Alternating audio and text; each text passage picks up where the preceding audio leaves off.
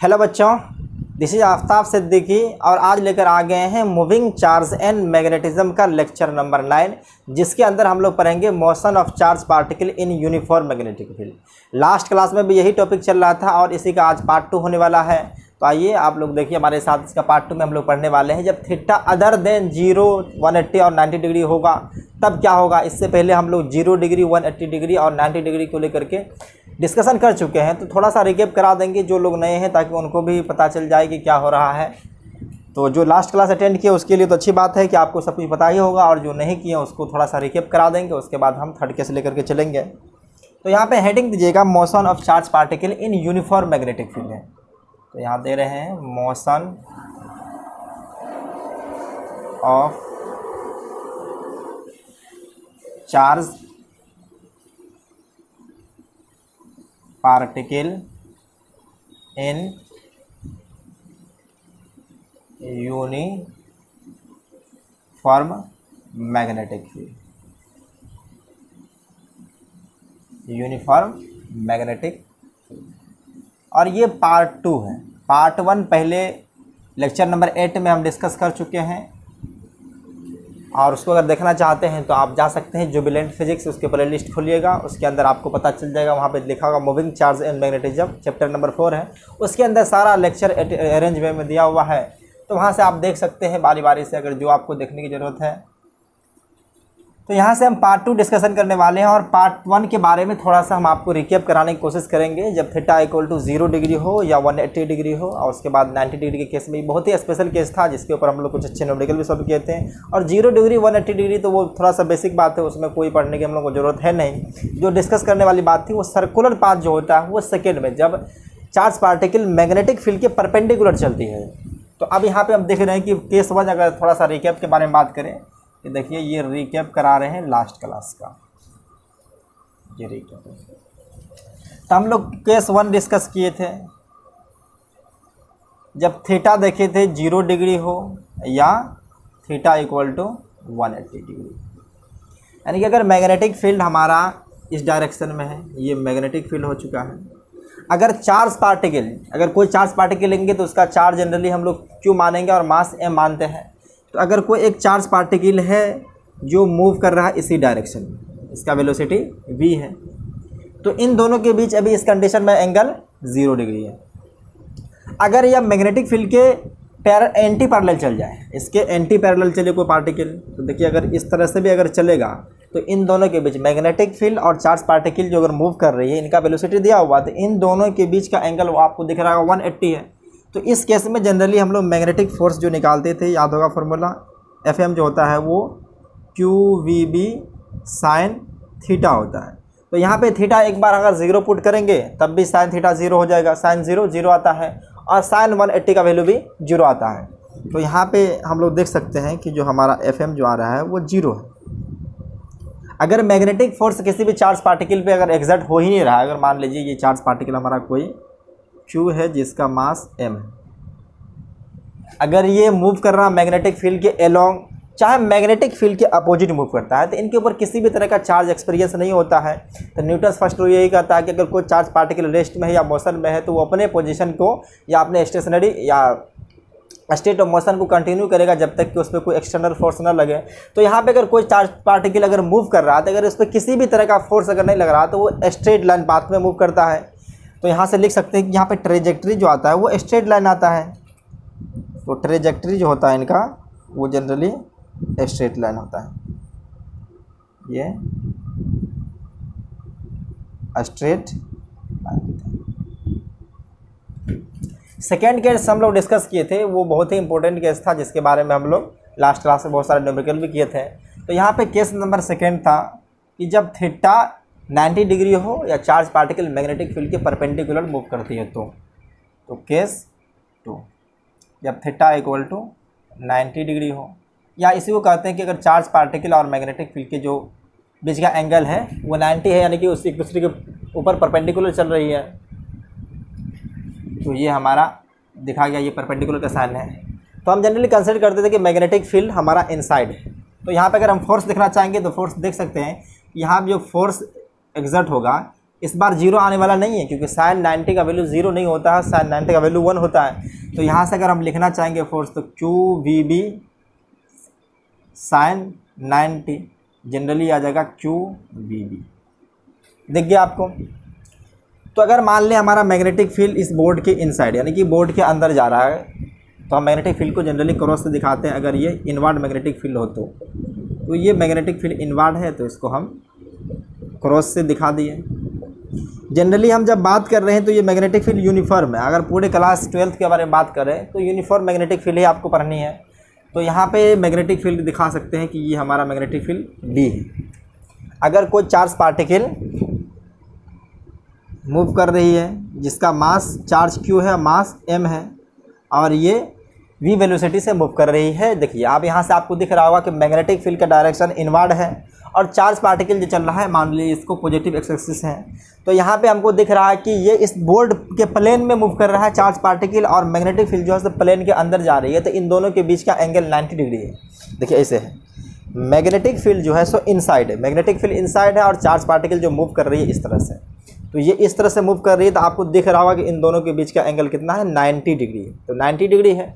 हम आपको बताए भी थे कि अगर कोई चार्ज पार्टिकल मूव कर रहा है मैग्नेटिक फील्ड में, तो इसके ऊपर मैग्नेटिक फोर्स एक्सिस्ट होता है, और इसका डायरेक्शन निकालने के लिए राइट हैंड पाम रूल का इस्तेमाल करते हैं जनरली। जैसे हम लोग 3 रूल पढ़ चुके थे, एक स्क्रू रूल या क्रॉस प्रोडक्ट, और पढ़े थे एक फ्लेमिंग लेफ्ट हैंड रूल, और एक पढ़े थे राइट हैंड पाम रूल। अगर फ्लेमिंग लेफ्ट हैंड रूल से भी निकालना है तो आप निकाल सकते हैं। जनरली हम इससे भी निकाल देते हैं और इससे भी निकाल देते हैं ताकि आपको याद आ जाए। तो फ्लेमिंग लेफ्ट हैंड रूल के अकॉर्डिंग हम लोग क्या करते हैं, इसको जनरली FBI यानी कि अमेरिकन खुफिया एजेंसी जो होती है उसको FBI कहते हैं, और जैसे इंडिया का राव है। तो जनरली हम बस याद करने के तरीके के लिए जो है सो थोड़ा सा एक कुछ लॉजिक लगाते हैं, इसको FBI कहते हैं। तो F जनरली फोर्स को रिप्रेजेंट करता है, B मैग्नेटिक फील्ड को, और I जो होते हैं वो करंट का डायरेक्शन होता है। करंट किस तरह मूव करता है, पॉजिटिव चार्ज के मोशन के लॉन्ग मूव करता है। तो यहाँ पे हमारा कोई करंट नहीं है यानी कि पॉजिटिव चार्ज है, तो जनरली क्यू दिया तो ये पॉजिटिव चार्ज है। इसके अकॉर्डिंग हम लोग क्या करना है, मैग्नेटिक फील्ड को रखना है इस 4 फिंगर के अलोंग, या 4 फिंगर को रखना मैग्नेटिक फील्ड के अलोंग, और ये जो हमारा मिडिल फिंगर है इसको मोशन ऑफ चार्ज के अलोंग, पॉजिटिव चार्ज का मोशन के अलोंग रखेंगे। तो हमारा थंब जो होता है वो ऑटोमेटिक हमको दे देगा फोर्स डायरेक्शन। तो यहाँ पे देखने वाले हैं तो हमारा मैग्नेटिक फील्ड इनसाइड है, मैग्नेटिक फील्ड अंदर की तरफ है, और चार्ज पार्टिकल जो मूव कर रही है इस तरफ कर रहा है। तो हमारा जो फोर्स का डायरेक्शन है अपवर्ड दिख रहा है, दिख रहा होगा। तो यहाँ से आप हमको पता चल चुका है कि मैग्नेटिक फोर्स जो लग रहा है इसके ऊपर ये अपवर्ड लग रहा है, ये मैग्नेटिक फोर्स पता चल चुका है। इसको हम स्मॉल m थोड़ा सा रिप्रेजेंट कर दे, जिससे पता चल जाएगा कि ये फोर्स जो है मैग्नेटिक फोर्स है। अगर हम राइट हैंड पाम रूल से भी इसका डायरेक्शन निकालना चाहेंगे तो अपने ये 4 फिंगर जो होते हैं उसको मैग्नेटिक फील्ड डायरेक्शन में रखते हैं, और ये हमारा थंब जो होता है पॉजिटिव चार्ज के मोशन के लोग रखते हैं। तो हमारा पाम जो होता है वो ऑटोमेटिक देता है ये फोर्स का डायरेक्शन। तो देखिए यहाँ से हम देखने वाले हैं, तो हमारा जो मैग्नेटिक फील्ड है वो बोर्ड के इनसाइड जा रहा है, तो बोर्ड की तरफ रखेंगे, और चार्ज पार्टिकल को थंब के लोग रखना है। तो यहाँ से देखिए, तो ये हमारा पाम जो शो कर रहा है ये ऊपर की ओर शो कर रहा है, जिसका मतलब दोनों की वजह से मैग्नेटिक फील्ड डायरेक्शन सेम आ रहा है। अगर क्रॉस प्रोडक्ट भी निकालना है तो उससे भी देख सकते हैं कि अगर हम वी क्रॉस भी करेंगे, जनरली क्या करते हैं कि राइट हैंड थंब रूल का इस्तेमाल करते हैं, इसको कर्ल करेंगे तो मैग्नेटिक फील्ड लेंगे, वी को वी के एलोंग करेंगे। देखिए हमारा वी इस तरफ है और बी इस तरफ है, बी ये ब्लैक मार्कर और ब्लू मार्कर ये वी है। तो इन दोनों को क्रॉस प्रोडक्ट निकालना है तो देखिए इसका स्क्रू रूल भी निकाल सकते हैं। अगर राइट हैंड थंब रूल से निकालना है तो इसको देखिए क्रॉस प्रोडक्ट के लिए इसको अगर कर्ल कर रहे हैं तो हमारा ये देखिए, अगर कर्ल कर लें तो हमारा थंब जो है सो अपवर्ड शो कर रहा है। तो बस आपको हम डायरेक्शन दिखा रहे थे और ये आपको बता भी चुके हैं पहले। तो ये आप देखिए कि अगर कोई फोर्स के परपेंडिकुलर चार्ज मोशन यानी कि ये वेलोसिटी के परपेंडिकुलर अगर फोर्स लगता है तो जिसकी वजह से ये क्या है, सर्कुलर पाथ ट्रेवल करता है। तो हम जान चुके हैं कि लास्ट क्लास में बताए थे कि इसका ट्रेजेक्ट्री जो होता है वो सर्कुलर होता है, सर्किल होता है इसका ट्रेजेक्ट्री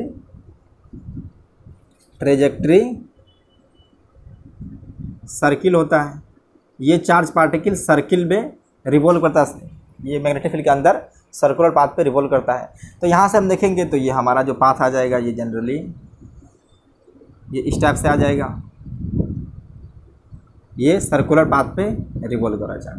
अगर इस पॉइंट पे देखेंगे चार्ज पार्टिकल तो चार्ज पार्टिकल का वेलोसिटी इस तरफ होगा और मैग्नेटिक फोर्स का डायरेक्शन इस तरफ हो जाएगा, और यहाँ पे भी देखेंगे तो चार्ज पार्टिकल का वेलोसिटी इस तरफ हो जाएगा और फोर्स का डायरेक्शन सेंटर के लोग होगा।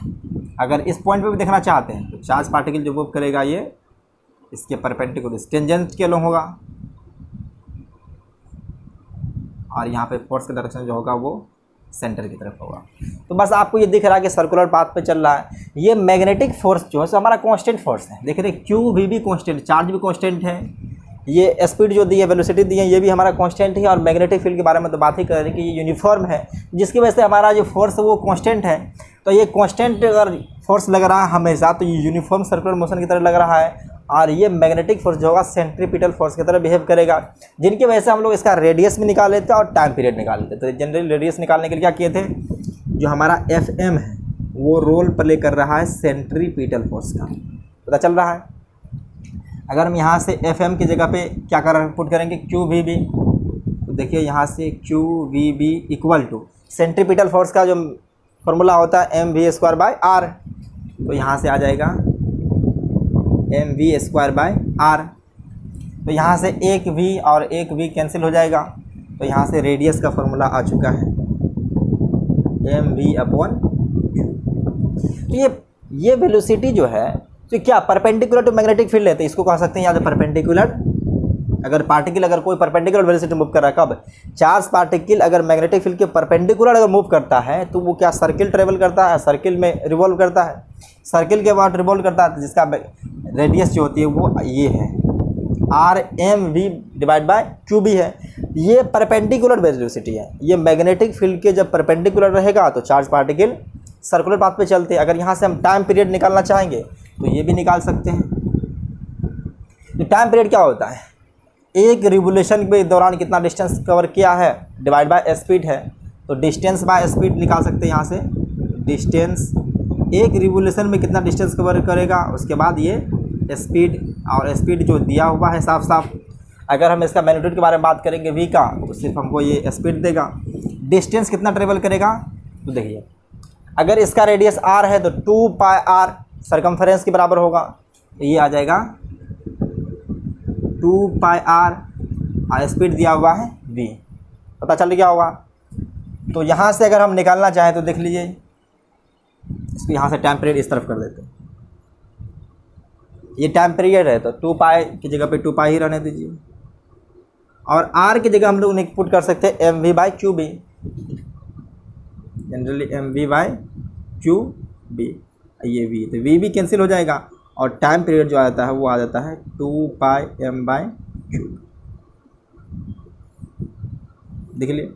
और ये टाइम पीरियड होता है स्पीड पे डिपेंड नहीं करता, जितना ज़्यादा स्पीड से फेंकेंगे या जितना ज़्यादा स्पीड देंगे उतना ज़्यादा ये बड़ा सर्किल कवर करेगा, लेकिन टाइम जो लगेगा दोनों में सेम लगेगा। चाहे कितना भी केस, अगर किसी भी चार्ज पार्टिकल को अगर हम 10 मीटर से फेंके हैं तब भी उसका टाइम पीरियड जो है 2πm/qb आएगा। अगर कोई 20 मीटर से फेंके हैं तब भी उसका टाइम पीरियड सेम आएगा। कोई 50 से फेंका है तो बस उनका रेडियस बढ़ता जाएगा, ज़्यादा जोर से फेंकेंगे तो और बड़ा सर्किल बनाएगा, और ज़्यादा जोर से फेंकेंगे तो और बड़ा, अगर धीरे से फेंकेंगे तो छोटा सर्किल में ही घूम जाएगा। तो ये लास्ट क्लास में हम आपको इतना डिस्कस कर चुके थे। आज जो हम लोग केस डिस्कस करने वाले हैं वो थर्ड, जब मैग्नेटिक फील्ड के कुछ एंगल बनाकर ये चार्ज पार्टिकल, यानी कि चार्ज पार्टिकल और मैग्नेटिक फील्ड के बीच में एंगल ना 0 डिग्री, ना 80 डिग्री और ना 90 डिग्री हो, यानी कि इन तीनों के अलावा कुछ और हो, तब क्या होने वाला है तो उसको डिस्कस करेंगे अभी। तो आप लोग अगर चाहें तो इसको नोट भी कर सकते हो, वैसे नोट करने की ज़रूरत है नहीं, ये लास्ट क्लास में आप लोग देख चुके हैं। तो चलिए हम इसको मिटा देते हैं।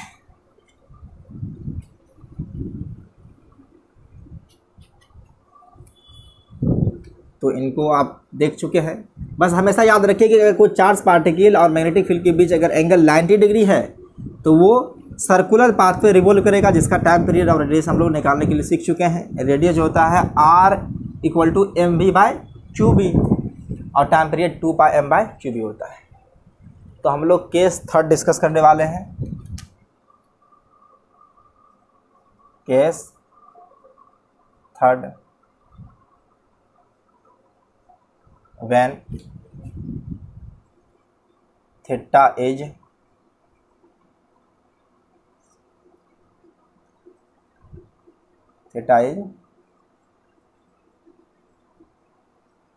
other than 0, 180 और 90, ये थर्ड केस। तो इस थर्ड केस में देख रहे हैं कि जनरली हम मैग्नेटिक फील्ड को लेते हैं एक्स एक्सिस के अलोंग, तो मैग्नेटिक फील्ड को हम एक्स एक्सिस के अलोंग ले रहे हैं। ये हमारा magnetic field, generally magnetic field ले लिए। एक कोई चार्ज पार्टिकल लेते हैं जनरली, जिसका चार्ज क्या है, Q है, और मास इसका M कंसिडर कर लेते हैं। ये मैग्नेटिक फील्ड का डायरेक्शन हो गया। मैग्नेटिक फील्ड जो मूव कर रहा है, मैग्नेटिक फील्ड डायरेक्शन है एक्स एक्सिस के अलोंग है। चार्ज पार्टिकल को कुछ एंगल पे दे देते हैं, जो कि ना तो 90 डिग्री होने चाहिए, ना 0 ना 180। तो यहाँ से हम देख लेते हैं कि चार्ज पार्टिकल कुछ इस डायरेक्शन में मूव कर रहा है। ये कुछ एंगल बना रहा थीटा, इसका स्पीड दिया हुआ है, यानी कि वेलोसिटी दिया हुआ है v। ये तो अब हम जनरली, आपको पता होगा कि वेक्टर में अगर कोई भी कंपोनेंट को तोड़ना होता है तो एक हम एक्सिस के अलोंग करते हैं, यानी कि ये एक्स एक्सिस है, और एक उसके परपेंडिकुलर करते हैं। तो जो एक्सिस के अलोंग रहता है उसको हम cos थीटा करते हैं, यानी कि हम इसका दो कंपोनेंट करने वाले हैं, एक मैग्नेटिक फील्ड के पैरेलल करेंगे और एक मैग्नेटिक फील्ड के परपेंडिकुलर करेंगे। तो यहाँ से हम दो करने वाले हैं, तो एक आ जाएगा मैग्नेटिक फील्ड के पैरेलल। तो जो पैरेलल आने वाला है, ये देखिए कि अगर इसका सिर्फ मैग्नीट्यूड के बारे में बात करेंगे तो v cos थीटा आ जाएगा यहाँ से। तो ये आ जाएगा v cos थीटा, और एक परपेंडिकुलर कंपोनेंट जोड़ देते हैं जो कि ये y एक्सिस के अलोंग हो जाएगा। तो ये जनरली इसका एक कंपोनेंट v परपेंडिकुलर है, तो ये आ जाएगा v sin थीटा। तो आपको ये दिख गया कि जो वेलोसिटी यहाँ पे था, स्पीड दिया हुआ था, चार्ज पार्टिकल जिस स्पीड से मूव कर रहा था, उसका हम दो कंपोनेंट तोड़ चुके हैं। तो यहाँ पे एक पैरेलल है v cos थीटा जो मैग्नेटिक फील्ड के अलोंग चल रही है। तो मैग्नेटिक फील्ड और ये v cos थीटा के बीच का एंगल 0 आ जाएगा, जिसकी वजह से इसके ऊपर कोई भी फोर्स नहीं लगेगा और ये स्ट्रेट लाइन में मूव करेगा। तो यहाँ से देखते हैं, ये हमारा v पैरेलल जो है, ये क्या है, v पैरेलल, ये v cos थीटा, ये चार्ज को क्या करेगा, ये चार्ज को स्ट्रेट लाइन, ये st दे देंगे डॉट तो स्ट्रेट लाइन होगा। चलिए लिख देते हैं, चार्ज को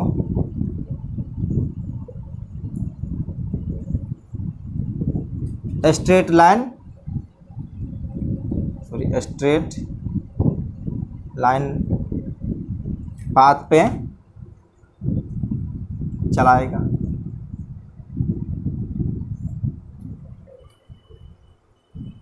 और ये हमारा ये इस एलोंग है, और ये हमारा कांस्टेंट है क्योंकि ये मैग्नेटिक फील्ड के एलोंग है, तो इसके ऊपर कोई फोर्स एक्सर्ट नहीं हो रही है। अब दूसरा v परपेंडिकुलर है, तो v परपेंडिकुलर जो हमारा v sin थीटा है। और ये मैग्नेटिक फील्ड के परपेंडिकुलर वाला केस हम सेकंड देख चुके हैं कि इनके वजह से चार्ज पार्टिकल सर्कुलर पाथ पे रिवॉल्व करता है, तो ये चार्ज को सर्किल में घुमाएगा।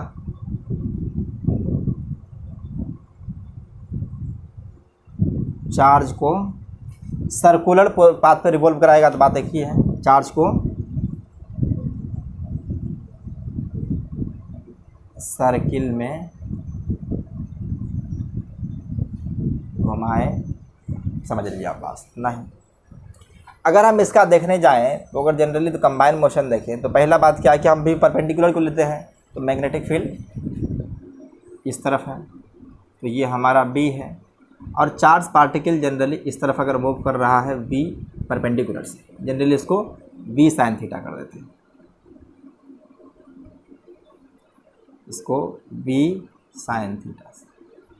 तो v sin थीटा से अगर चार्ज पार्टिकल, देखिए चार्ज पार्टिकल इधर मूव, चार्ज पार्टिकल ऊपर जा रही है, ये चार्ज पार्टिकल है जिसका चार्ज q और मास m, तो ये इसका चार्ज q मास m थोड़ा साइड में कर देते हैं। तो ये चार्ज पार्टिकल है।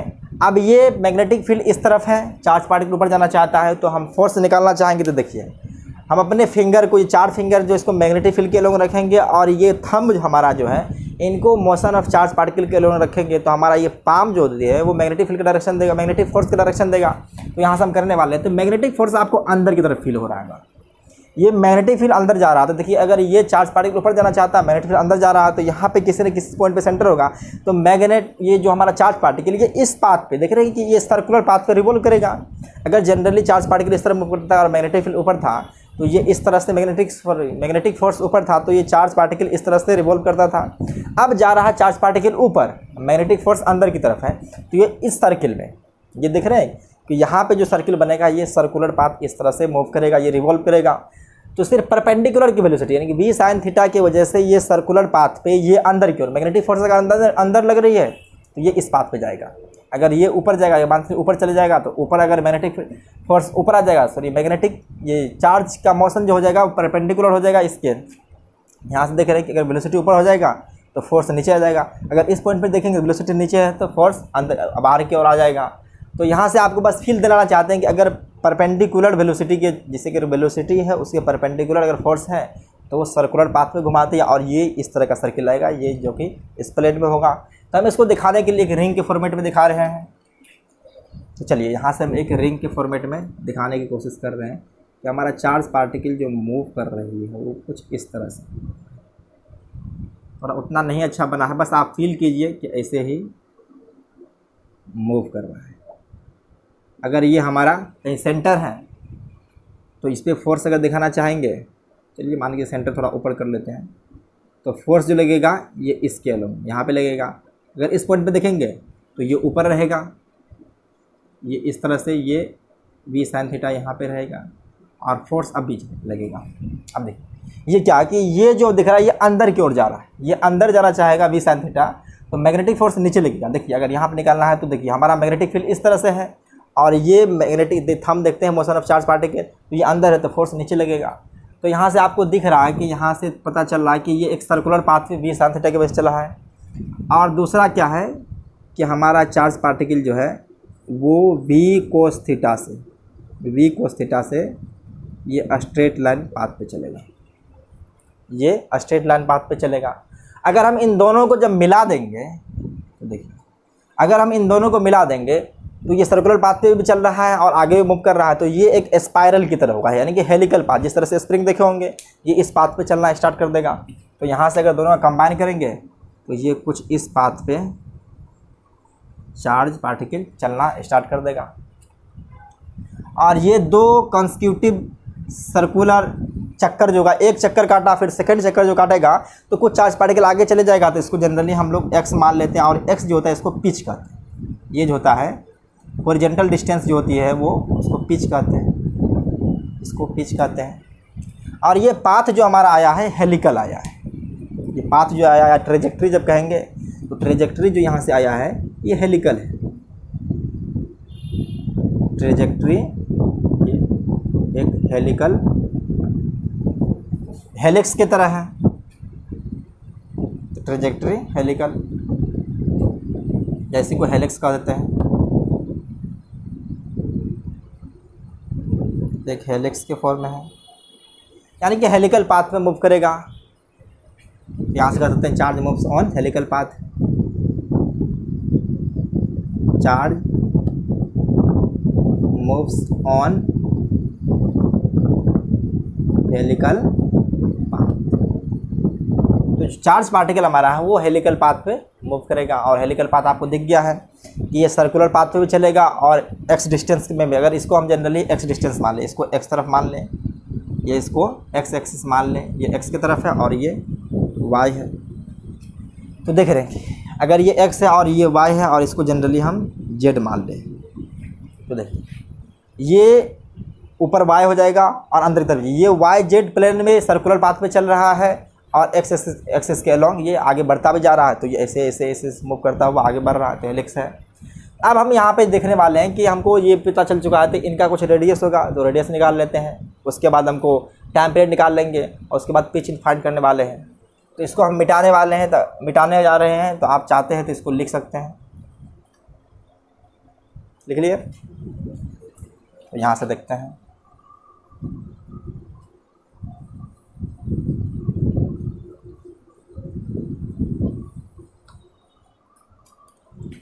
यहाँ से हमको पता चल रहा है कि v sin थीटा की वजह से एक मैग्नेटिक फोर्स लग रहा है जो सेंट्रीपिटल फोर्स में बदल जाएगा। v परपेंडिकुलर जो है वो v sin थीटा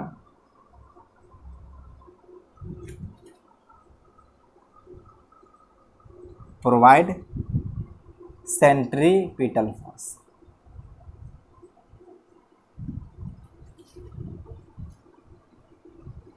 और ये सेंट्रीपिटल फोर्स कौन होगा, मैग्नेटिक फोर्स ही है, क्योंकि यहाँ जो एक ही फोर्स लग रहा है तो वो मैग्नेटिक फोर्स है, और मैग्नेटिक फोर्स जो है वो सर्कुलर पाथ पे अगर घुमा रहा है तो सेंट्रीपिटल फोर्स है। तो यहाँ से हम जनरली लिख सकते हैं एफ एम जो हो जाएगा वो एफ सी के बराबर हो जाएगा। यहाँ से देखिए एफ एम क्या है, q v sine theta into B, q we B, तो हमारा यहाँ पे वी जो है सो वी साइन थीटा है, तो Q we B sine theta equal to m v square. तो वी यहाँ पे जो हमारा है वो वी साइन थीटा का स्क्वायर डिवाइड बाय आर। तो यहाँ से एक बार वी साइन थीटा यहाँ से और एक वी साइन थीटा कैंसिल हो जाएगा, तो यहाँ से आपको आ चुका है कि r equal to m v sine theta divide by q. Radius पता चल चुका है। अगर ये कोई चार्ज पार्टिकल अगर मैग्नेटिक फील्ड के कुछ अलग एंगल पर, मतलब कि 0, 90 डिग्री या 180 डिग्री के अलावा अगर चल रहा है तो उसका जो वी साइन थीटा वाला कंपोनेंट होगा, यानी कि थीटा वैल्यू कुछ ना कुछ दिया होगा, अभी न्यूमेरिकल करेंगे तो आपको पूरी अच्छी तरह से क्लियर हो जाएगा। तो ये वी साइन थीटा जो आ जाएगा m v sine theta by q B, उसका रेडियस हो जाएगा। तो जनरली हम इसको लिखना चाहेंगे तो देखिए r equal to m v perpendicular velocity divide by q, इस तरह से आ जाएगा। टाइम पीरियड निकालना है तो टाइम पीरियड क्या आ जाएगा कि एक चक्कर काटने में कितना टाइम लगेगा, तो टाइम पीरियड यही निकाल सकते हैं।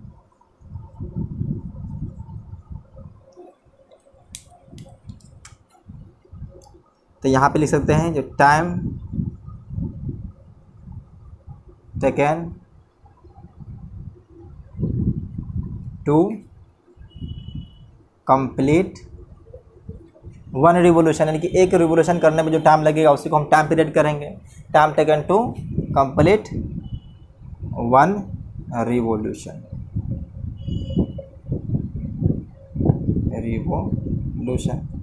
या इसी को कहेंगे तो एक चक्कर कह सकते हैं अपने लैंग्वेज में, सीधा कहेंगे तो इसको एक चक्कर में जो टाइम लगेगा उसी को कहते हैं हम टाइम पीरियड। तो एक चक्कर में पहले डिस्टेंस कितना कवर करेगा, टाइम निकालना है तो डिस्टेंस बाय स्पीड होता है। तो यहाँ से हम निकाल सकते हैं टाइम पीरियड जो आ जाएगा T equal to distance by speed आ जाएगा। तो डिस्टेंस एक चक्कर में जो होगा वो उसके सरकमफेरेंस के बराबर होगा। तो यहाँ से सरकमफेरेंस कितना आ जाएगा 2 pi R divide by we sine theta. Speed यही है, इसलिए कि सर्कुलर पाथ पे जो मूव कर रहा है तो ये वी साइन थीटा की वजह से ही आ रहा है। तो यहाँ से अगर हम सॉल्व करना चाहेंगे तो देखिए 2 पाई आर का वैल्यू रखिए 2 pi by we sine theta, r का वैल्यू रखिए, आर का वैल्यू यहाँ से रखिए m v sine theta by q B, m v sine theta divide by q B. तो वी साइन थीटा कैंसिल आ जाएगा। तो यहाँ से टाइम पीरियड जो अगेन आ चुका हमारा वो देखिए 2 पाई एम बाय क्यू। बताए थे कि ये स्पीड पे डिपेंड नहीं करता है, अगर पार्टिकल किसी भी स्पीड से अगर मूव करेगा तो उनका रेडियस उतना बड़ा होगा, यानी कि रेडियस बड़ा होगा तो उसका जो पाथ होगा वो बड़ा होगा, लेकिन एक चक्कर काटने में जो टाइम लगेगा वो हमेशा कांस्टेंट आता है, 2 पाई एम बाई क्यू बी है। तो इसको देख लिए। तो हम यहाँ से अब ये पिच निकालने वाले हैं। ये पिच जो होता है कि ये पिच होता है क्या कि एक चक्कर में हॉरिजॉन्टल डिस्टेंस जो कवर करती है उसी को कहते हैं पिच। तो हम इसको मिटा दे रहे हैं, जगह कम है तो इसको हम मिटा करके यहाँ पे पिच कर देते हैं। चलिए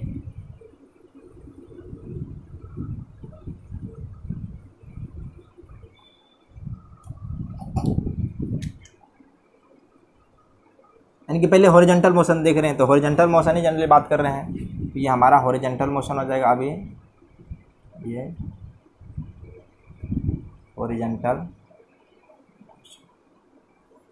हॉरिजॉन्टल मोशन यानी कि एक्स एक्सिस के लोग चल रहे हैं मैग्नेटिक, यानी कि ये जो हॉरिजॉन्टल मोशन है ये अलोंग मैग्नेटिक फील्ड है, इसको हम अलोंग मैग्नेटिक फील्ड भी कह सकते हैं क्योंकि हमारा मैग्नेटिक फील्ड इसी डायरेक्शन में था। तो इसमें पिच एक निकालना होता है। तो पिच होता क्या है ये देख लीजिए, यानी कि एक चक्कर घूमेगा और एक चक्कर में कुछ हॉरिजॉन्टल डिस्टेंस जब कवर करती है तो वो हॉरिजॉन्टल डिस्टेंस जो होते हैं उसको हम पिच कहते हैं। इसको लिख सकते हैं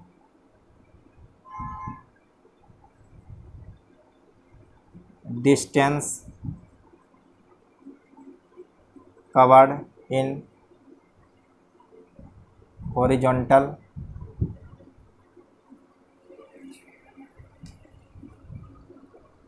direction in one time period, यानी कि एक चक्कर घूमने में जो टाइम लगता है उसको एक टाइम, वन टाइम पीरियड, एक पीरियड होगा वन टाइम पीरियड हो जाएगा। तो ये पिच को जनरली पी से भी रिप्रेजेंट करते हैं, अगर हम चाहें तो एक्स से भी कर सकते हैं, उससे कोई फ़र्क नहीं पड़ रहा है। तो पी क्या हो जाएगा हमारा, जो ये वी पैरेलल है, यानी कि इसके एलोंग हॉरिजॉन्टल के एलोंग जो वी पैरेलल ही है, तो ये वी पैरेलल हो जाएगा। तो v parallel into to time taken जो होता है एक टाइम पीरियड के बराबर है, वी पैरेलल इनटू टी। तो वी पैरेलल हमारा क्या है, वी कॉस थीटा जो निकाल चुके थे पहले, तो जनरली ये v cos theta time period जानते हैं 2πm/q बी है। तो यहाँ से हमारा पिच जो आ चुका है देखिए 2πm v cos theta 2πm v cos theta divide by q. तो आपको पिच भी पता चल चुका है। तो देखिए अगर पर एक हुआ हॉरिजॉन्टल मोशन, एक हुआ वर्टिकल मोशन, तो वर्टिकल मोशन कौन सा हो जाएगा, वो सर्कुलर पाथ ट्रेवल करेगा, सर्कुलर पाथ ट्रेवल करेगा जिसका रेडियस क्या जाएगा, ये m v sine theta by q B, ये रेडियस हो जाएगा। और टाइम पीरियड जो आ चुका हमारा 2πm/q बी। तो ये दोनों को याद रखिए। जनरली ये वी साइन थीटा क्या है, मैग्नेटिक फील्ड के परपेंडिकुलर स्पीड चार्ज पार्टिकल का, तो इसको हम वी परपेंडिकुलर भी लिख सकते हैं। अभी क्वेश्चन देंगे तो वहाँ पे आपको वी साइन थीटा के फॉर्मेट में नहीं रहेगा, वो आपको परपेंडिकुलर देख करके डिसाइड करना है कि कौन सा परपेंडिकुलर और कौन सा एलोंग है। तो इनको चाहें तो आप लोग पहुँच करके एक बार नोट कर सकते हैं। चलिए हम लोग एक क्वेश्चन करते हैं इसी कंसेप्ट में, बेसिक क्वेश्चन है, बस फॉर्मूला पुटिंग क्वेश्चन है, आप उसको देखते ही बना सकते हैं। तो क्वेश्चन नंबर फर्स्ट इसको पढ़ सकते हैं, 3-4 क्वेश्चन करेंगे जिससे सारा कंसेप्ट क्लियर हो जाएगा। तो मैग्नेटिक फील्ड हम लेते हैं कि हॉरिजॉन्टल डायरेक्शन में, मैग्नेटिक फील्ड जनरली हम हॉरिजॉन्टल डायरेक्शन में ही कंसिडर कर रहे हैं अभी। तो ये मैग्नेटिक फील्ड है, इसका वैल्यू दिया हुआ मैग्नेटिक फील्ड जो है वो 1 टेस्ला है। इसका एसआई यूनिट जानते हैं कि टेस्ला होता है, तो एसआई यूनिट में दिया हुआ 1 टेस्ला है।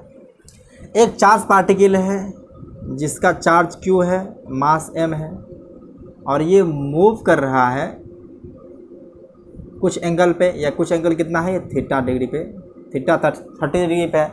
मैग्नेटिक फील्ड से 30 डिग्री पे मूव कर रहा है और इसका स्पीड दिया हुआ है v = 2 × 10⁻³ मीटर पर सेकेंड। चार्ज भी q भी दिया हुआ है। q जनरली हम लोग ऐसा वैल्यू रखेंगे जो थोड़ा कैंसिलेशन हो सके, तो हम जनरली रख रहे हैं कि चलिए इसको हम 2 कर दें, 2 × 10⁻⁻19 कूलम। जनरली यहाँ पे किताब वगैरह में 1.6 दिया रहता है, तो उससे क्या मतलब है कि कैलकुलेशन थोड़ा मुश्किल हो जाएगी, तो इसलिए मैं इसको थोड़ा बदल दिए। तो m जो है किताब में 9.1 दिया रहता है, हम लेकिन जनरली 9 दे रहे हैं, तो 9 × 10⁻⁻31 kg। समझिए कोई इलेक्ट्रॉन जैसा है, एक चार्ज पार्टिकल है जो मूव कर रहा है मैग्नेटिक फील्ड से 30 डिग्री एंगल पे। तो पूछ रहा है यहाँ से आपको, देन फाइंड r पूछ रहा है, रेडियस कितना होगा अगर ये सर्कुलर पाथ में मूव कर रहा है, हेलिकल पाथ में अगर मूव करेगा, सॉरी हेलिकल, हाँ आपको बताइए हेलिकल पाथ में मूव करेगा, टाइम पीरियड, पिच और ट्रेजेक्ट्री। तो ट्रेजेक्ट्री तो पता चल ही गया होगा कि ये हेलिकल पाथ पे मूव करेगा, तो 3 चीज़ पूछ रहा है। तो चलिए यहाँ से आप इसको सॉल्व करना चाहते हैं तो सॉल्व कर सकते हैं, या तो पहला क्वेश्चन तो परंपरा है कि हमें सॉल्व करते हैं। तो चलिए हम देखते हैं, इसका हम 2 कंपोनेंट तोड़ेंगे, एक एलोंग मैग्नेटिक फील्ड, एक परपेंडिकुलर टू मैग्नेटिक फील्ड। तो यहाँ पे चलिए इसको सॉल्यूशन यहाँ पे लिख देते हैं। तो v पैरेलल क्या आ जाएगा, v cos थीटा, तो v cos 30 डिग्री है, v cos 30 का वैल्यू आंख बंद करके आप लोगों को याद होना चाहिए, √3/2 होता है। तो चलिए ये 2 × 10⁻³ × √3/2, तो 2 कैंसिल हो जाएगा, आ जाएगा कितना, ये √3 इंटू 10⁻³ मीटर पर सेकेंड। ये हॉरिजेंटल डायरेक्शन में चार्ज पार्टिकल का स्पीड है। अगर परपेंडिकुलर लेंगे जो कि वर्टिकल डायरेक्शन में हो जाएगा तो ये हो जाएगा v sin थीटा 30 है। तो v sin 30 है तो v का वैल्यू जानते हैं और sin 30 का वैल्यू 1/2 होता है। तो चलिए यहाँ से देखते हैं, पुट करते हैं। तो v की जगह पे रखेंगे 2 इंटू 10⁻³ इंटू 1/2। तो देखिए 1/2 और ये 2 कैंसिल होकर के आ जाएगा 10⁻³ मीटर पर सेकेंड। ख़त्म। अब यहाँ से देखना चाहेंगे हम, तो रेडियस के लिए r के लिए क्या फॉर्मूला था, r = mv sin θ/qb। तो देखिए सब कुछ पता है आपको, मास भी पता है, उसके बाद v sin θ का वैल्यू यहाँ से निकाल चुके हैं। ऐसा नहीं कि 10⁻³ इंटू फिर sin θ लगाना है, हम v sin θ निकाल चुके हैं। q का वैल्यू दिया हुआ है और m का वैल्यू दिया हुआ है, तो यहाँ से रेडियस का वैल्यू आराम से पुट करके निकाल सकते हैं वैल्यू। देखिए मास है 9 इंटू 10⁻³ kg, जो कि ऐसा यूनिट में है, और v sin θ कितना है 10⁻³ मीटर पर सेकेंड। और q का वैल्यू दिया हुआ है 2 इंटू 10⁻⁻19 और मैग्नेटिक फील्ड 1 दिया हुआ है। अगर देखें 9/2 हो जाएगा 4.5। और देखेंगे पावर को, तो देखिए यहाँ से पावर जो आ जाएगा, अगर इसको ऊपर कीजिएगा तो 19 है तो उधर माइनस करेगा तो देखिए -12 आने वाला है। -12 में से +3 आ जाएगा, -9 आना जाएगा। एक बार देखना चाहें तो अच्छी तरह से देख सकते हैं आप लोग, देख लिए। तो चलिए r जो हमारा आ रहा है वो 4.5 इंटू 10⁻⁹ मीटर। देखिए कितना छोटा सा, ये नैनोमीटर में ही मूव करेगा, मतलब उसका जो रेडियस होगा बहुत छोटा हो जाएगा। Time period 2πm/qb। 2πm का वैल्यू जनरली होता है, अगर पुट करेंगे तो ये 3.14 तो 6.28 हो जाएगा। ये हो जाएगा 2πm का वैल्यू पुट करेंगे तो 6.28, यानी कि 3.14 का डबल कर देंगे। m जनरल दिया हुआ है 9 into 10⁻³ kg divide by q जो कि दिया हुआ है 2 इंटू 10⁻⁻19 इंटू b तो 1 ही है। इसको अगर सॉल्व करना चाहें तो आप देख लीजिए, चलिए 2 तो वैसे ही कैंसिल हो जाता, तो आप इसको थोड़ा सा मल्टीप्लाई कर लीजिए। आप लोग समझिए टाइम पीरियड यहाँ से आ चुका है, इसको कैलकुलेट कर लेना है। और यहाँ पे पूछ रहा पिच, तो पिच देखिए पिच क्या हो जाएगा, जो हमारा v cos θ है इंटू t। इसका भी वैल्यू पुट करते हैं, अगर चाहे तो डिस्क्रिप्शन में लिंक दिया गया है जहाँ पे सारा वैल्यू कैलकुलेट कर दिया, वहाँ से आप देख सकते हैं। छोटा सा कैलकुलेशन है। और ट्रेजेक्ट्री तो आंख बंद करके कह सकते हैं कि यहाँ पे हेलिकल आने वाला है।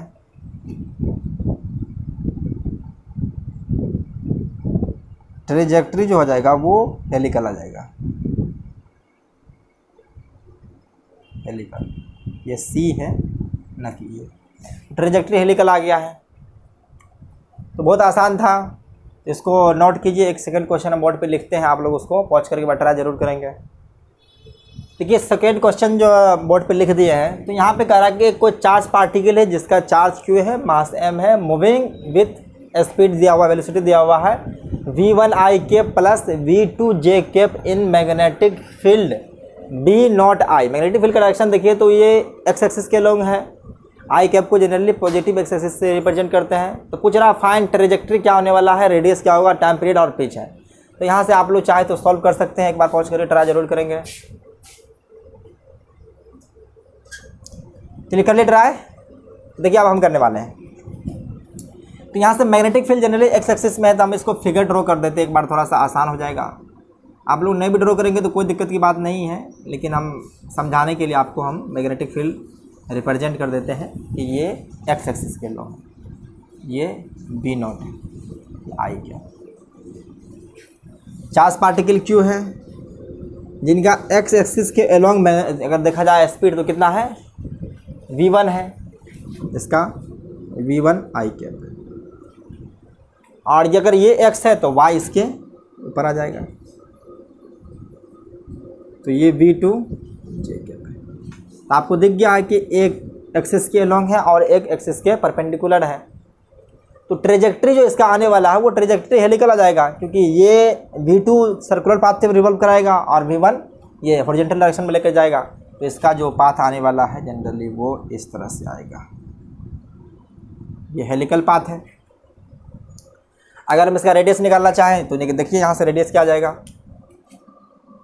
रेडियस का फॉर्मूला क्या था, एम वी परपेंडिकुलर, बताए थे कि वी साइन थीटा हमेशा याद रखें। वी परपेंडिकुलर कौन सा है, V2 है। तो यहाँ से V2 बाय QB, QB जो कि दिया हुआ है, रेडियस पता चल चुका है।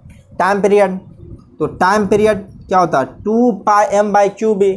तो 2π तो एक कांस्टेंट, इसमें सोचने की बात नहीं है। मास भी दिया हुआ है और Q भी दिया हुआ है और मैग्नेटिक फील्ड दिया हुआ है B0, यहाँ पे मैग्नेटिक फील्ड B0 है। तो टाइम पीरियड ही पता चल चुका आपको। अब निकालना है पिच। तो पिच क्या होता है, P इक्वल टू होता है हॉरिजॉन्टल डायरेक्शन में जो स्पीड चार्ज पार्टिकल का है V1 है इनटू टाइम पीरियड। तो टाइम पीरियड आपको यही दिया हुआ है 2πm डिवाइड बाय QB0। तो यहाँ से आपको पिच जो आ चुका है देखिए 2πm V1 divide by QB0।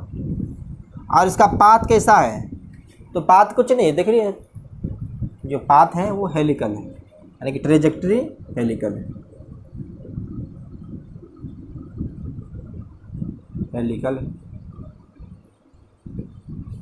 Helical. तो देख लिए इसको। तो अगर आप लोग ट्राई किए होंगे तो आपका भी आंसर यही आया होगा, लिख लिए। चलिए इसी क्वेश्चन में हम थोड़ा सा चेंज करते हैं कि यहाँ पे V देते हैं, यानी कि न्यूमेरिकल वैल्यूम देते हैं। इसको 3i कैप देते हैं, इसको 4j कैप देते हैं। तो ये 3i cap 4j cap in a magnetic field, इसको कुछ वैल्यू देते हैं।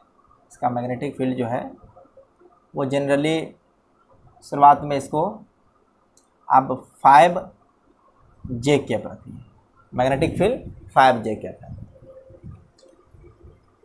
तो फिर से पूछना, ट्रेजेक्ट्री निकालना है, रेडियस निकालना है, टाइम पीरियड और पिच निकालना है।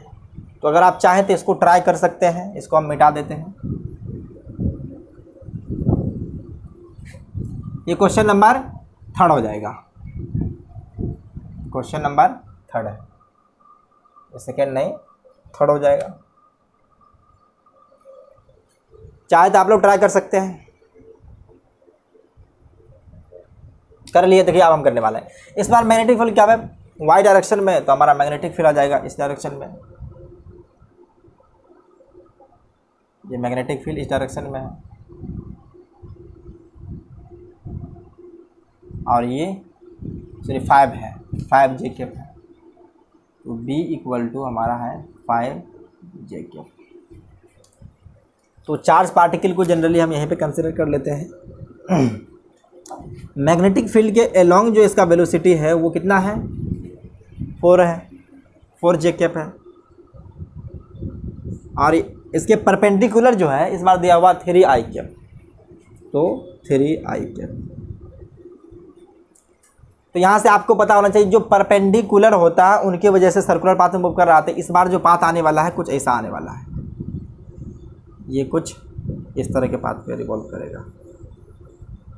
ये इस तरह से देख रहे हैं, इस बार जो है सो XZ प्लेन में मूव करने वाला है, तो इस तरह से मूव करता जाएगा, मूव करेगा और ऊपर ही बढ़ता जाएगा। तो ये मूव कर रहा है और ये ऊपर जलेबी की तरह समझिए कि ऐसे ऐसे मूव करते हुए ये ऊपर बढ़ रहा है। तो यहाँ से हमको पहले टाइम पीरियड निकालना है। तो टाइम पीरियड निकालने के लिए वो कुछ नहीं, बस वही फार्मूला, पहले टाइम पीरियड तो नहीं बल्कि पहले हमको निकालना है रेडियस। तो चलिए यहाँ से रेडियस, तो m और परपेंडिकुलर वेलोसिटी कौन सा है, जो परपेंडिकुलर मैग्नेटिक फील्ड के वो 3 है, तो हो जाएगा ये 3 डिवाइड बाय Q0। तो Q तो दिया हुआ Q ही रहेगा और यहाँ से B का वैल्यू दिया हुआ है 5 है, तो ये 5 I इंटू Q हो जाएगा। तो यहाँ से रेडियस जो आ चुका है और साफ साफ 3/5 m/q।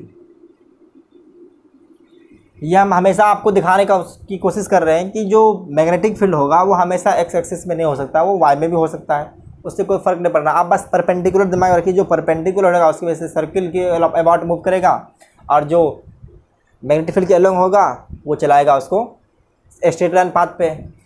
तो टाइम पीरियड का फॉर्मूला वही पुराना सा 2πm/q। तो 2π को 2π रहने दीजिए, m भी दिया हुआ है, q b का वैल्यू दिया हुआ 5, तो 5q ये टाइम पीरियड हो चुका है। पीछे निकालना है तो देखिए यहाँ पे जो मैग्नेटिक फील्ड के अलोंग है वो 4 है, तो इसका स्पीड कितना हो जाएगा 4 इंटू टाइम पीरियड। तो टाइम पीरियड तो अभी निकाल चुके हैं 2πm/5q, क्योंकि मैग्नेटिक फील्ड दिया हुआ 5 है तो यहाँ से 5 आ जाएगा। तो देखिए यहाँ से आ जाएगा, ये कैंसिल करने होने वाला है 8/5πm/q। ट्रेजेक्ट्री दिख रहा होगा, ट्रेजेक्ट्री जो है सो हेलिकल है।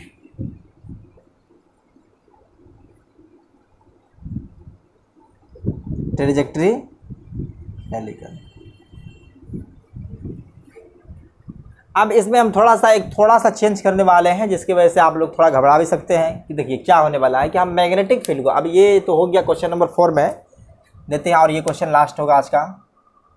तो क्वेश्चन नंबर 4 में सब चीज़ सेम रहेगा। अब हम मैग्नेटिक फील्ड को जनरली आई जे में न दे करके के में दे देते हैं, यानी कि मैग्नेटिक फील्ड के डायरेक्शन में, यानी कि ये जेड एक्सिस के अलोंग है। तो फिर से देखना हमको ट्रेजेक्ट्री क्या आने वाला है, रेडियस क्या आएगा, टाइम पीरियड और पिच क्या आएगा। तो देखते हैं, अगर हेलिकल पाथ पे मूव करेगा तो पिच रहेगा, अगर हेलिकल पे नहीं मूव करेगा तो पिच कुछ नहीं होगा। तो इनको आप लोग एक बार पॉज करके ट्राई कर सकते हैं। हम इसको नीचे वाले को मिटा देते हैं, एक बार आप लोग ट्राई जरूर करेंगे, दिमाग लगाना है। ये एक अच्छा क्वेश्चन है, फॉलो में वैसे स्टेप को फॉलो नहीं करना है जो जनरली आप करते आ रहे हैं। तो चलिए, तो यहाँ से हम इसको सॉल्व करने वाले हैं, आप लोग गौर से देखिए। तो हम इसको generally X axis, Y axis और जेड एक्सिस कर देते हैं यहाँ पे, कि ये जनरली ऊपर वाई, इसको एक्स और इनको ये हो जाएगा वाई, और ये एक्स और ये जेड है। तो जेड प्लेन क्या है कि ये बाहर आपकी तरफ आता हुआ, कुछ पार्ट अंदर है कुछ अंदर है, तो हम इन साइड को मान लेते हैं, जनरली पॉजिटिव कर लेते हैं। तो हमारा मैग्नेटिक फील्ड जनरली दिया हुआ वो 5 के हैं, तो प्लस जे जो है सो अंदर की तरफ बांधते हैं, सॉरी बाहर की तरफ है तो बाहर की तरफ रखिए, तो प्लस जे कैप है तो बाहर की तरफ। मैग्नेटिक फील्ड जो हमारा, इसको दिखा देते हैं कि ये हमारा डॉट दिखा देते हैं कि ये डॉट से आपको पता चल रहा होगा कि मैग्नेटिक फील्ड आउटवर्ड है। मैग्नेटिक फील्ड जो हमारा है ये आउटवर्ड है, इस तरह से डॉट दिखा देते हैं। पता चल गया। अगर हमारा कोई चार्ज पार्टिकल है, जनरली मान लीजिए कोई चार्ज पार्टिकल जिसका चार्ज q है और मास m है, और ये मूव कर रहा है x एक्सिस के लॉन्ग 3 मीटर पर सेकेंड, जनरली इसको 3i कैप देते हैं, और ये y के लॉन्ग जो मूव कर रहा है, y के लॉन्ग कर रहा है ये 4j कैप। देख गया। तो आप देखिए दोनों स्पीड जो पार्टिकल के जो मैग्नेटिक फील्ड है वो दोनों के परपेंडिकुलर है। अगर देखेंगे तो मैग्नेटिक फील्ड आपकी तरफ है, देखिए मैग्नेटिक फील्ड आपकी तरफ है, और ये चार्ज पार्टिकल इस तरफ है, अब भी परपेंडिकुलर है, दिख रहा है। और उसके बाद अगर परपेंडिकुलर ऊपर चल रहा है वाई एक्सिस के लोग, तब भी ये परपेंडिकुलर है। तो देख रहे हैं कि ये हमारा एक प्लेन है जो एक्स वाई प्लेन में है, जनरली इसको एक्स, इनको वाई और इनको जेड रिप्रेजेंट कर देते हैं, जनरली ऐसा ही करते हैं। तो ये हमारा एक प्लेन में है, तो इन दोनों का रिजल्टेंट हम देख सकते हैं कि चार्ज पार्टिकल कहीं ना कहीं ऐसे मूव तो नहीं कर रहा है, ऐसे ही मूव करेगा जनरली। इसको अगर हम देखेंगे यहाँ से स्पीड निकालेंगे तो √4 का स्क्वायर प्लस 3 का स्क्वायर जो 5 आ जाएगा, जनरली ऐसा यूनिट में है तो इसको 5 मीटर पर सेकेंड भी कर सकते हैं। अरे ये पता तो होगा ही ना आप लोगों को, v = अगर कर देंगे इसको, ठीक है, 3i cap plus 4j cap, तो मैग्नीट्यूड निकालना है। तो मैग्नीट्यूड निकालने के लिए √3 का स्क्वायर प्लस 4 का स्क्वायर इक्वल टू क्या, अरे 9 + 16 5 25, 9 + 16 दोनों 25 हो जाएगा, 25 और 25 का रूट 5 आ जाएगा। तो अब ये दिख रहा है कि ये चार्ज पार्टिकल मूव कर रहा है इस तरफ। अगर इसको हम दिखाना चाहेंगे तो हमारा चार्ज पार्टिकल मूव कर रहा है ऐसे, और मैग्नेटिक फील्ड जो है सो आपकी तरफ आ रहा है। तो हम जनरली यहाँ पे एक ही दिखा देते हैं कि ये मैग्नेटिक फील्ड डायरेक्शन है और ये v = 5 मीटर/सेकेंड है। तो आप बताइए कि एक ही वेलोसिटी है जो मैग्नेटिक फील्ड के परपेंडिकुलर है, तो कौन सा सर्कुलर ये पाथ होगा? इसका सर्कुलर पाथ होने वाला है। तो देखिए अगर इसके ऊपर फोर्स हम देखेंगे तो देखिए फोर्स निकलने वाला है, ये अंदर की ओर, ये मैग्नेटिक फील्ड डायरेक्शन हो जाएगा बाहर की ओर, और ये चार्ज पार्टिकल का मोशन, तो ये कुछ ऐसे आने वाला है, और फोर्स जो लगेगा ये इस तरफ लगेगा। तो जो ट्रेजेक्ट्री आने वाला है वो सर्कुलर होगा और ये कुछ ऐसे आएगा, ठीक है ना, सेंटर कहीं ना कहीं यहाँ पे हो जाएगा। देखिए दोनों एक ही प्लेन में है और ये मैग्नेटिक फील्ड डायरेक्शन प्लेन के परपेंडिकुलर है, तो दोनों का कंपोनेंट को हम जोड़ करके एक तो निकाल ही सकते हैं। अगर जैसे कि हम देखे थे कि दोनों को ब्रेक किए थे, अब दोनों को हम ऐड करके तो एक कर सकते हैं। तो यहाँ से आपको पता चल चुका है। अब ये दोनों का कंबाइन आपको जो परपेंडिकुलर वेलोसिटी मिल चुका है वो 5 मीटर/सेकेंड है। मैग्नेटिक फील्ड तो पता ही है कि 5 है। तो यहाँ से अगर आप रेडियस निकालना चाहते हैं तो r = क्या आ जाएगा, mv perpendicular divide by qb। तो m तो m ही है और v परपेंडिकुलर कितना है 5, m डिवाइड बाय q, तो ये भी 5 है, तो 5/q हो जाएगा। तो 5 कैंसिल हो जाएगा, यहाँ से आपको r जो आ जाएगा वो m/q आ जाएगा। ठीक गया। टाइम पीरियड, तो टाइम पीरियड आ जाएगा 2πm/qb। तो यहाँ से पुट कीजिए, तो 2π का वैल्यू तो 2π ही रहेगा और b का वैल्यू 5 है और m/q, ये जो टाइम पीरियड। ट्रेजेक्ट्री सर्किल है, ट्रेजेक्ट्री है वो सर्किल है, इसमें पिच तो कुछ होगा ही नहीं। इसलिए पिच नहीं होगा कि ये हेलिकल पाथ पे मूव करता तभी इसके अंदर पिच आता, ये सर्कुलर पाथ में मूव कर रहा था इसके अंदर कोई पिच नहीं आएगा। तो बस आपको देखना है कि ये किस तरह से, बस क्वेश्चन को ध्यान में रखना है कि जो परपेंडिकुलर स्पीड होगा उनकी वजह से सर्कुलर पाथ ट्रेवल करेगा, और मैग्नेटिक फील्ड के अलोंग अगर होगा तब जाकर के वो स्ट्रेट लाइन पाथ में मूव करेगा अलोंग द मैग्नेटिक फील्ड, और दोनों को मिलाकर के हेलिकल पाथ आएगा। अगर मैग्नेटिक फील्ड के अलोंग नहीं है तो यहाँ सर्कुलर पाथ ही होगा, सिर्फ एक परपेंडिकुलर वेलोसिटी है। अगर परपेंडिकुलर वेलोसिटी नहीं होगा, अगर सिर्फ मैग्नेटिक फील्ड के अलोंग ही चलेगा तो स्ट्रेट लाइन पाथ होगा। तो कल हम इसी बात को कंटिन्यू करेंगे जब मैग्नेटिक फील्ड और इलेक्ट्रिक फील्ड दोनों के वजह से फोर्स लगेगा, कि मैग्नेटिक फोर्स और इलेक्ट्रिक फोर्स, उसको डिस्कस करेंगे जिसको लॉरेंज फोर्स भी कहते हैं। तब तक के लिए आप लोग पढ़ाई करते रहिए। Take care, bye bye.